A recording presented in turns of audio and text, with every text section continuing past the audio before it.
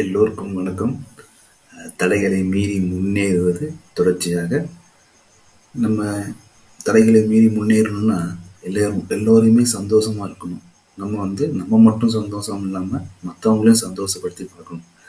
நம்மக்கிட்ட ஒரு தவறான ஒரு புரிதல் இருக்குது. அது என்னன்னா, சந்தோஷன்றது நம்ம மற்றவங்களுக்கு கொடுக்கறது தான் சந்தோஷம்னு நினச்சிட்டு இருக்கோம். அப்படி கிடையாதுங்க. ஏன்னா சந்தோஷன்றது ஒருத்தருக்கும் ஒரு நிலைப்பாடு. ஒருத்தருக்கு பார்த்தீங்கன்னா நம்ம அன்பாக பேசினா பிடிக்கும்.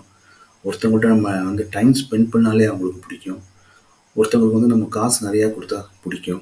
அதுமாரி ஒவ்வொருத்தருக்கும் சந்தோஷன்ற நிலைப்பாடு ஒருத்தர் புகழ்ந்து பேசினா பிடிக்கும் இல்லைங்களா? ஸோ ஒருத்தருக்கும் ஒரு நிலைப்பாடு மாறிட்டே இருக்கும். உதாரணத்துக்கு ஒரு குழந்தைய எடுத்துக்கிட்டிங்கன்னு வச்சிங்களேன்.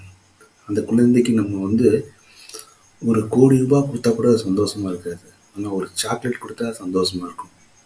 அதுதான் நான் என்ன சொல்ல வரேன்னா, சந்தோஷம்ன்றது நம்மகிட்ட என்ன இருக்கோ அதை கொடுக்கறது கிடையாது. மற்றவங்களுக்கு என்ன தேவையோ அதை புரிஞ்சு நம்ம கொடுத்தா எல்லோரும் சந்தோஷமாக இருக்கலாம், வாழ்க்கையில் வெற்றி பெறலாம். நன்றி, வணக்கம். வாழ்க வளமுடன்.